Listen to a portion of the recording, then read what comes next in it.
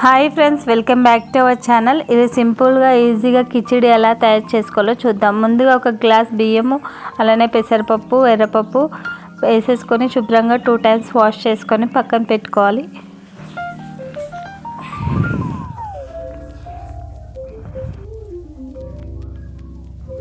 తర్వాత stove on చేసుకొని cooker పెట్టుకోవాలి. తర్వాత కొంచెం నెయ్యి, అలానే దాంట్లో కొంచెం గరం మసాలా, పట్టా, సాజీరా, ఇలాచి, లవంగాలు వేసేసుకోవాలి.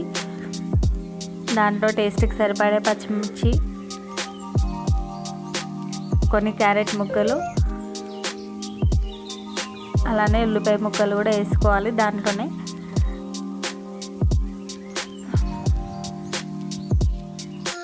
సిమ్లో పెట్టి దూరగా వేయించి కలుపుతూ ఉండాలి. అలానే దాంట్లో సరిపడే కరివేపాకు ముక్కలు, కొత్తిమీర వేసుకొని తగినంత వాటర్ వేసేసుకొని సాల్ట్ వేసి మూత పెట్టేసుకోవాలి.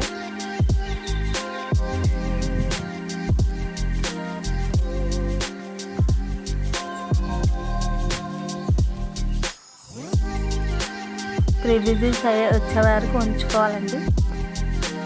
అలానే స్టవ్ ఆఫ్ చేసి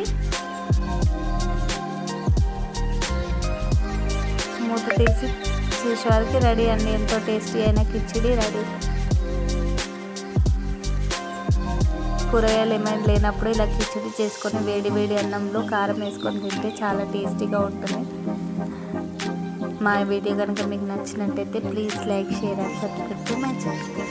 థ్యాంక్ యూ ఫర్ వాచింగ్.